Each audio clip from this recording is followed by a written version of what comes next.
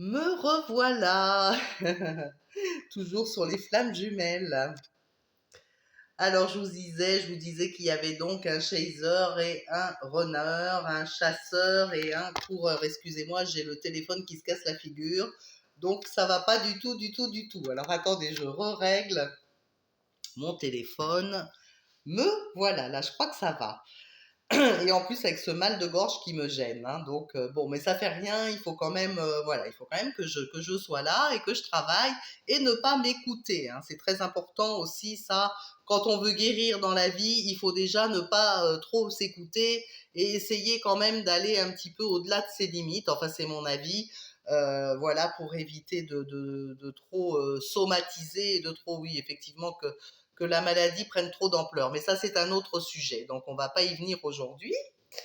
Donc voilà, donc alors je reviens sur mes flammes jumelles. Alors il y a le chaser et le runner. Alors je vais vous parler peut-être pour l'instant du runner. Alors le runner, ce qui veut dire coureur en français, c'est celui qui va fuir. C'est plutôt une âme, effectivement une âme fuyante.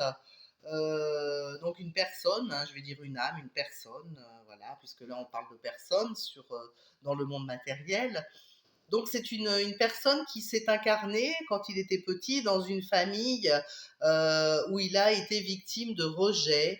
Il se peut qu'il n'ait pas été désiré par ses parents ou alors qu'il ait été mis en, je dirais, en confrontation avec des frères et sœurs, et qu'il avait en quelque sorte, c'était un petit peu le vilain petit canard de la famille, pour X et Y raisons, et du coup, cette personne s'est sentie rejetée. Donc, alors on porte tous 5 blessures, dont la blessure de rejet, hein, d'après Lise Bourdeau, hein, ou Lise Bourbeau, non, Lise Bourdeau, je crois. Non, je sais plus. Lise Bourbeau. Enfin, je devrais le savoir, mais j'ai un trou de mémoire. En tout cas, c'est elle qui a parlé des 5 blessures. Et effectivement, il y a toujours une blessure plus importante que les autres, mais il n'est pas rare de posséder une, deux, trois, quatre, voire 5 blessures. Donc, ce qui veut dire que les flammes jumelles, nous sommes tous un peu concernés par cette connexion flamme jumelle, cette reconnexion. Mais là, concernant cette partie runner, c'est donc en général une personne qui est très affectée par la blessure de rejet et qui va porter plutôt un masque social, c'est-à-dire que pour camoufler un petit peu cette blessure de rejet, elle va plutôt donner l'impression qu'elle est à l'aise en société, qu'elle peut faire plein de choses, qu'elle peut se démarquer des autres pour justement essayer d'atténuer ses souffrances de rejet, hein. Donc voilà, alors voilà donc cette personne blessée par cette souffrance de rejet, et donc qui représentera le runner dans les flammes jumelles. Alors ce qui veut dire que sa grande inquiétude en relation de flammes jumelles, c'est d'être à nouveau rejeté. Donc c'est quelqu'un qui va avoir du mal à se connecter aux vraies relations, aux véritables sentiments. C'est quelqu'un qui va paraître un petit peu superficiel dans le domaine sentimental. Ça ne veut pas dire qu'il est instable, hein. Il peut très bien être fidèle, être en relation unique, mais il aura beaucoup de mal à se dévoiler, à montrer ses sentiments, à montrer qui il est à l'autre, justement parce qu'il a cette peur profonde euh, d'être rejeté. C'est vraiment pour lui quelque chose de très compliqué, de très douloureux. Et donc, il va porter un petit peu ce masque, encore une fois, où il va prendre les choses peut-être à la dérision, d'un sujet un peu sensible.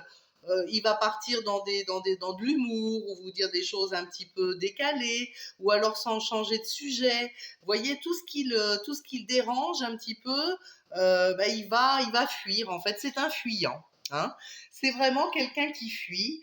Donc, pour lui, la relation flamme jumelle est quelque chose de très difficile déjà à accepter. C'est difficile pour lui de prendre conscience qu'il est dans une relation flamme jumelle, parce que comme c'est quelqu'un qui fuit, il n'a pas vraiment envie d'aller se réparer en quelque sorte, hein.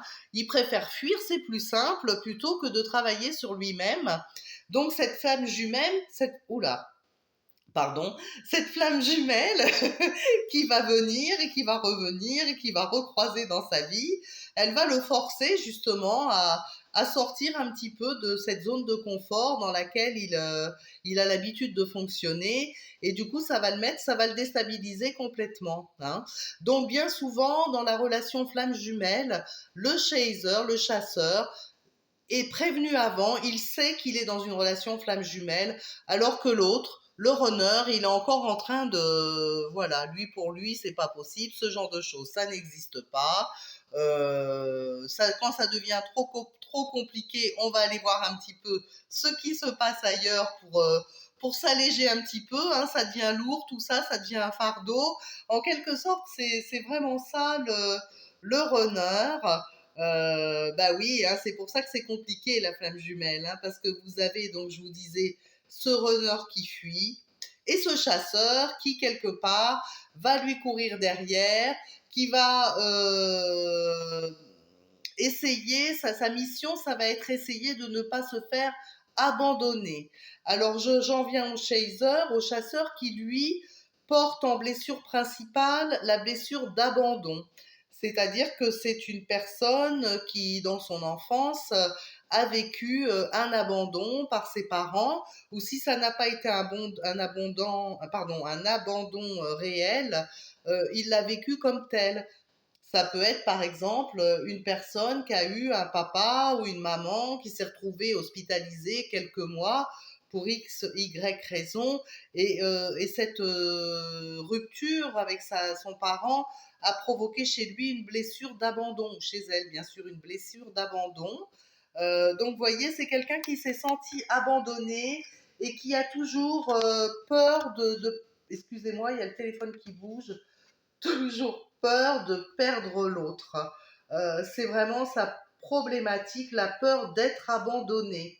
Et qui, quelquefois, donc bien souvent, pourrait être amené à stopper une relation de façon à ce que l'autre ne l'abandonne pas.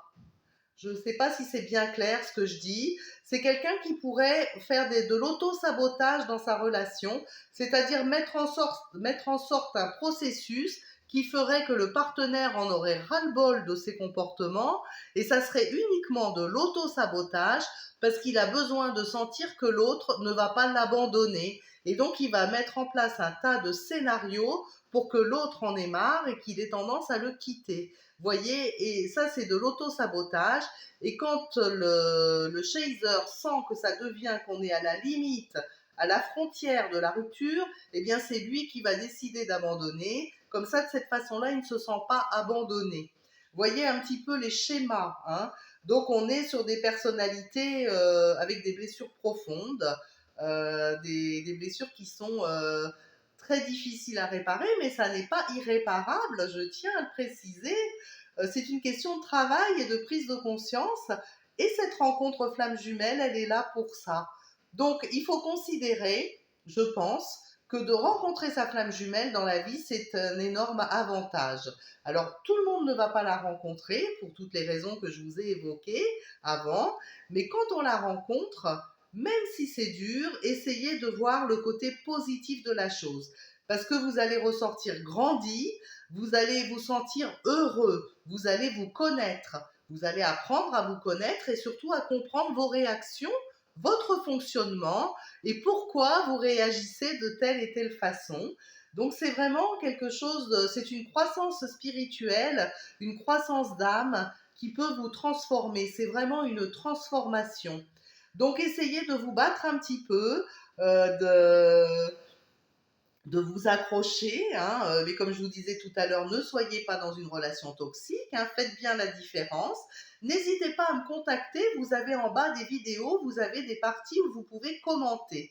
Si vous avez des questionnements, posez-moi vos questions, je suis là pour vous aider, pour essayer de vous y répondre.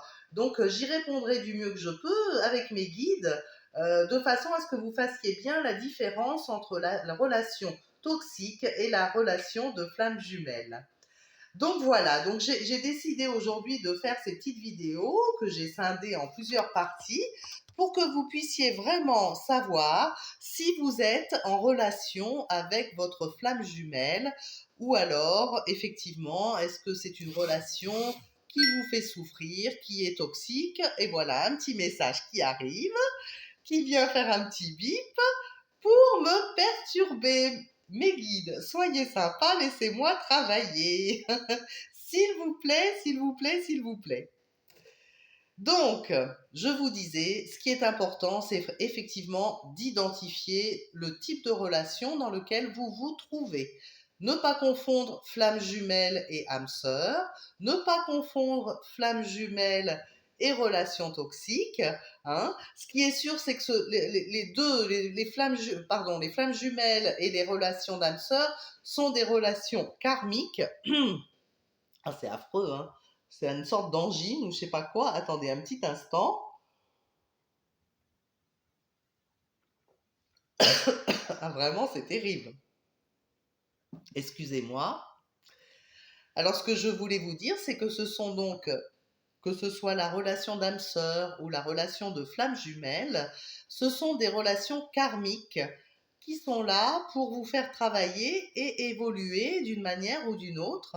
Donc, comme je vous disais, la relation d'âme sœur est faite pour travailler sur le duo. La relation flamme jumelle est faite pour travailler sur votre partie profonde intérieure, celle qui vous appartient à vous. Voilà, alors en gros, j'espère que c'est un petit peu plus clair. Après, c'est ma vision de la flamme jumelle. Comme je vous ai dit au début de ces vidéos, c'est ma vision, c'est ce que je reçois de ma guidance, qui n'engage que moi. Et encore une fois, vous allez voir si ça répond à vos interrogations. Et n'hésitez pas à me contacter en commentaire. Et je vous remercie par avance des partages que vous pourriez faire de mes vidéos et surtout de votre présence qui m'encourage beaucoup. J'ai eu justement un retour dimanche en rencontrant quelqu'un qui s'est complètement retrouvé dans une de mes prédictions avec les dates, etc. Enfin voilà, c'est quelqu'un qui a été très touché par ce que j'ai dit, enfin ce que mes guides m'ont dit de dire, et qui était bouleversé un petit peu et ça m'a fait chaud au cœur, ça m'a encouragée. Bah, décidément, ils veulent pas que mon téléphone tienne en place. Ils ont décidé de m'embêter. C'est un esprit farceur qui vient m'embêter.